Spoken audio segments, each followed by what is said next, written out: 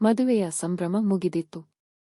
ಮನೆಯ ಅಂಗಳದಲ್ಲಿ ಕೆಲವೇ ಗಂಟೆಗಳ ಹಿಂದೆ ಕೇಳಿಸುತ್ತಿದ್ದ ನಗು, ಸಂಗೀತ ಮತ್ತು ಸಂಭ್ರಮದ ಸದ್ದು ಈಗ ಮೌನವಾಗಿ ಮಾರ್ಪಟ್ಟಿತ್ತು. ಆದರೆ ಆ ಮನೆಯ ಮೇಲ್ಮಹಡಿಯ ಒಂದು ಕೋಣೆಯಲ್ಲಿ ಮಾತ್ರ ಇಬ್ಬರ ಹೃದಯಗಳು ಜೋರಾಗಿ ಬಡಿದುಕೊಳ್ಳುತ್ತಿವೆ. ಅದು ಅವರ ಮೊದಲ ರಾತ್ರಿ. ಆದರೆ ಆ ರಾತ್ರಿ ಅವರಿಬ್ಬರ ಜೀವನವನ್ನು ಸಂಪೂರ್ಣವಾಗಿ ಬದಲಾಯಿಸಲಿದೆ ಎಂದು ಯಾರಿಗೂ ಗೊತ್ತಿರಲಿಲ್ಲ. ಕೋಣೆಯ ಬಾಗಿಲು ನಿಧಾನವಾಗಿ ಮುಚ್ಚಿತು. ಹೂವಿನ ಸುವಾಸನೆ ಕೋಣೆಯ ತುಂಬ ಹರಡಿತ್ತು. ಹೊಸದಾಗಿ ಮದುವೆಯಾದ ಅನಿರುದ್ಧ ಮತ್ತು ವೈಷ್ಣವಿ ಒಬ್ಬರ ಎದುರು ಒಬ್ಬರು ಕುಳಿತಿದ್ದರು. ಆದರೆ ಇಬ್ಬರ ನಡುವೆ ಮಾತುಗಳಿಗಿಂತ ಮೌನವೇ ಹೆಚ್ಚು ಇತ್ತು. ವೈಷ್ಣವಿ ತಲೆ ತಗ್ಗಿಸಿ ಕುಳಿತಿದ್ದಳು. ಅನಿರುದ್ಧ ಕೂಡ ಏನು ಮಾತನಾಡಬೇಕು ಎಂಬುದು ತಿಳಿಯದೆ ಕಿಟಕಿಯ ಕಡೆ ನೋಡುತ್ತಿದ್ದ. ಕೊನೆಗೆ ಅವನೇ ಮೌನ ಮುರಿದ. ಇವತ್ತು ತುಂಬಾ ಸುಸ್ತಾಗಿದೆಯಾ? ವೈಷ್ಣವಿ ಸಣ್ಣದಾಗಿ ನಕ್ಕಳು. ಸ್ವಲ್ಪ. ಆ ಮಾತಿನ ನಂತರ ಮತ್ತೆ ಮೌನ ಆವರಿಸಿತು. ಆದರೆ ಅದೇ ಕ್ಷಣದಲ್ಲಿ ಅನಿರುದ್ಧನ ಮೊಬೈಲ್ ಮೊಳಗಿತು. ರಾತ್ರಿ 12 ಗಂಟೆಗೆ ಬಂದ ಆ ಕರೆ ಅವನ ಮುಖದ ಬಣ್ಣವನ್ನೇ ಬದಲಾಯಿಸಿತು. ಅವನು ಕರೆ ಸ್ವೀಕರಿಸಿದ. ಕೆಲವು ಕ್ಷಣ ಮಾತನಾಡಿದ. ನಂತರ ಆತಂಕದಿಂದ ಎದ್ದು ನಿಂತ. ವೈಷ್ಣವಿ ಗಾಬರಿಯಿಂದ ನೋಡಿದಳು. ಏನಾಯಿತು? ಅನಿರುದ್ಧ ಕ್ಷಣಕಾಲ ಏನೂ ಮಾತನಾಡಲಿಲ್ಲ. ನಂತರ ನಿಧಾನವಾಗಿ ಹೇಳಿದ. ಅಪ್ಪನಿಗೆ ಅಪಘಾತವಾಗಿದೆ. ಆ ಒಂದು ಮಾತು ಕೇಳಿದ ಕ್ಷಣ ಇಬ್ಬರ ಜೀವನದ ಮೊದಲ ರಾತ್ರಿ ಬೇರೆ ದಿಕ್ಕಿಗೆ ತಿರುಗಿತು. ಇಬ್ಬರೂ ತಕ್ಷಣ ಆಸ್ಪತ್ರೆಗೆ ಹೊರಟರು. ಆಸ್ಪತ್ರೆಯ ಕಾರಿಡಾರ್ನಲ್ಲಿ ನಿಂತಿದ್ದ ಅನಿರುದ್ಧನ ಕಣ್ಣಲ್ಲಿ ಭಯ ಸ್ಪಷ್ಟವಾಗಿತ್ತು. ತಂದೆ ಐಸಿಯುನಲ್ಲಿ ಇದ್ದರು. ವೈದ್ಯರು ಚಿಕಿತ್ಸೆ ನೀಡುತ್ತಿದ್ದರು. ವೈಷ್ಣವಿ ಮದುವೆಯ ಸೀರೆಯಲ್ಲೇ ಅವನ ಪಕ್ಕದಲ್ಲಿ ನಿಂತಿದ್ದಳು. ಅವಳಿಗೆ ಆ ಮನೆ ಹೊಸದು.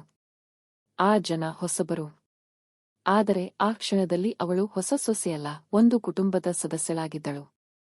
ಗಂಟೆಗಳ ನಂತರ ವೈದ್ಯರು ಹೊರಬಂದರು. ಅಪಾಯದಿಂದ ಪಾರಾಗಿದ್ದಾರೆ. ಆ ಮಾತು ಕೇಳಿದಾಗ ಎಲ್ಲರೂ ನಿಟ್ಟುಸಿರು ಬಿಟ್ಟರು. ಆದರೆ ಅದೇ ಸಮಯದಲ್ಲಿ ಮತ್ತೊಂದು ಆಘಾತ ಕಾದಿತ್ತು. ಅನಿರುದ್ಧನ ತಂದೆ ನಡೆಸುತ್ತಿದ್ದ ವ್ಯವಹಾರ ಭಾರೀ ನಷ್ಟದಲ್ಲಿತ್ತು. ಮನೆಯವರಿಗೆ ಆ ವಿಷಯ ಗೊತ್ತಿರಲಿಲ್ಲ. ಆಸ್ಪತ್ರೆಯಲ್ಲಿದ್ದಾಗಲೇ ಕೆಲವು ಸಾಲದಾತರು ಮನೆಗೆ ಬಂದಿದ್ದರು. ಮದುವೆಯ ಸಂಭ್ರಮದ ಹಿಂದೆ ಒಂದು ದೊಡ್ಡ ಆರ್ಥಿಕ ಸಂಕಷ್ಟ ಅಡಗಿತ್ತು. ಮುಂದಿನ ಕೆಲವು ದಿನಗಳಲ್ಲಿ ವೈಷ್ಣವಿ ಆ ಮನೆಯ ನಿಜವಾದ ಪರಿಸ್ಥಿತಿಯನ್ನು ಅರಿತುಕೊಂಡಳು. ಮನೆಯವರು ಹೊರಗೆ ನಗುತ್ತಿದ್ದರು. ಆದರೆ ಒಳಗೆ ಚಿಂತೆಯಲ್ಲಿ ಮುಳುಗಿದ್ದರು. ಒಂದು ರಾತ್ರಿ ಅನಿರುದ್ಧ ಒಬ್ಬನೇ ಕುಳಿತುಕೊಂಡಿದ್ದ. ನಾನು ಎಲ್ಲವನ್ನೂ ಸರಿಪಡಿಸಬೇಕು. ಆದರೆ ಹೇಗೆ ಎಂದು ಗೊತ್ತಾಗುತ್ತಿಲ್ಲ ಎಂದು ಅವನು ಬೇಸರದಿಂದ ಹೇಳಿದ. ವೈಷ್ಣವಿ ಅವನ ಪಕ್ಕದಲ್ಲಿ ಕುಳಿತಳು. ನಾವು ಸರಿಪಡಿಸೋಣ. ನಾವು? ಹೌದು. ಮದುವೆ ಎಂದರೆ ನಿನ್ನ ಸಮಸ್ಯೆ ನನ್ನ ಸಮಸ್ಯೆ ಅಂತ ಬೇರ್ಪಡಿಸುವುದಲ್ಲ. ಆ ಮಾತು ಕೇಳಿದ ಅನಿರುದ್ಧ ಮೊದಲ ಬಾರಿಗೆ ಅವಳನ್ನು ಹೊಸ ದೃಷ್ಟಿಯಿಂದ ನೋಡಿದ. ಅವಳು ಕೇವಲ ಅವನ ಹೆಂಡತಿಯಲ್ಲ, ಅವನ ಜೊತೆಗಾರ್ತಿ. ಅವರ ಜೀವನದಲ್ಲಿ ನಿಜವಾದ ಪ್ರೀತಿ ಅಂದು ಆರಂಭವಾಯಿತು. ದಿನಗಳು ಕಳೆಯತೊಡಗಿದವು. ವೈಷ್ಣವಿ ತನ್ನ ಉದ್ಯೋಗದ ಅನುಭವವನ್ನು ಬಳಸಿ ವ್ಯವಹಾರದ ಲೆಕ್ಕಪತ್ರಗಳನ್ನು ಪರಿಶೀಲಿಸಿದಳು. ಅನಿರುದ್ಧ ಜೊತೆಗೂಡಿ ಹೊಸ ಯೋಜನೆಗಳನ್ನು ರೂಪಿಸಿದಳು. ನಿಧಾನವಾಗಿ ಪರಿಸ್ಥಿತಿ ಸುಧಾರಿಸತೊಡಗಿತು. ಆದರೆ ಒಂದು ದಿನ ಅವಳಿಗೆ ಒಂದು ಹಳೆಯ ಪತ್ರ ಸಿಕ್ಕಿತು. ಅದು ಅನಿರುದ್ಧನ ತಂದೆ ಬರೆದಿದ್ದ ಪತ್ರ. ಅದರೊಳಗೆ ಒಂದು ರಹಸ್ಯ ಇತ್ತು. ಅನಿರುದ್ಧ ಕಾಲೇಜಿನಲ್ಲಿ ಓದುತ್ತಿದ್ದಾಗ ದೊಡ್ಡ ಅಪಘಾತದಲ್ಲಿ ಸಿಲುಕಿದ್ದ. ಅವನ ವಿದ್ಯಾಭ್ಯಾಸ ನಿಲ್ಲದಂತೆ ಮಾಡಲು ತಂದೆ ತಮ್ಮ ಬಹುತೇಕ ಆಸ್ತಿಯನ್ನು ಮಾರಿದ್ದರು.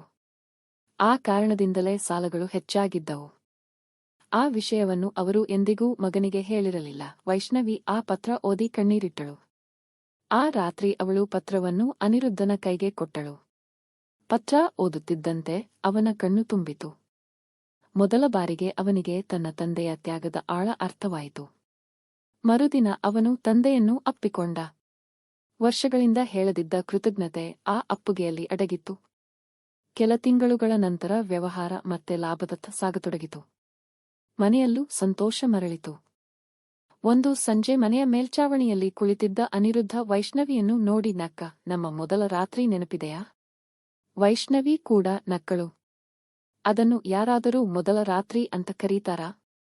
ಇಲ್ಲ, ಆದರೆ ಅದು ನಮ್ಮ ಜೀವನದ ಅತ್ಯಂತ ಮುಖ್ಯ ರಾತ್ರಿ. ಯಾಕೆ? ಅನಿರುದ್ಧ ನಿಧಾನವಾಗಿ ಉತ್ತರಿಸಿದ. ಆ ರಾತ್ರಿ ನಾನು ಹೆಂಡತಿಯನ್ನು ಪಡೆಯಲಿಲ್ಲ, ಜೀವನ ಪೂರ್ತಿ ನನ್ನ ಜೊತೆ ನಿಲ್ಲುವ ಒಬ್ಬ ಸ್ನೇಹಿತೆಯನ್ನು ಪಡೆದೆ. ವೈಷ್ಣವಿಯ ಕಣ್ಣಲ್ಲಿ ಸಂತೋಷದ ಕಣ್ಣೀರು ತುಂಬಿತು. ಅವರಿಗೆ ಅಂದು ಒಂದು ಸತ್ಯ ಅರ್ಥವಾಗಿತ್ತು. ಮೊದಲ ರಾತ್ರಿ ಎಂದರೆ ಕೇವಲ ಒಂದು ಸಂಪ್ರದಾಯವಲ್ಲ, ಅದು ಎರಡು ಹೃದಯಗಳು ಒಬ್ಬರನ್ನೊಬ್ಬರು ಅರ್ಥಮಾಡಿಕೊಳ್ಳಲು ಆರಂಭಿಸುವ ಕ್ಷಣ. ಕೆಲವರ ಮೊದಲ ರಾತ್ರಿ ನಗುವಿನಿಂದ ತುಂಬಿರುತ್ತದೆ, ಇನ್ನು ಕೆಲವರದು ಕಣ್ಣೀರಿನಿಂದ.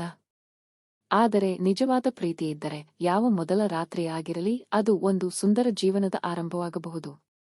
ಆ ರಾತ್ರಿ ಅವರ ಜೀವನದಲ್ಲಿ ಸಂಭ್ರಮ ಇರಲಿಲ್ಲ, ಹೂವಿನ ಸಿಂಗಾರವು ಹೆಚ್ಚು ಕಾಲ ಉಳಿಯಲಿಲ್ಲ, ಆದರೆ ಆ ರಾತ್ರಿ ಹುಟ್ಟಿದ ನಂಬಿಕೆ, ಜೊತೆಗಿರುವ ಭರವಸೆ ಮತ್ತು ಪರಸ್ಪರರ ಮೇಲಿನ ಗೌರವ ಮಾತ್ರ ಜೀವನ ಪೂರ್ತಿ ಉಳಿಯಿತು.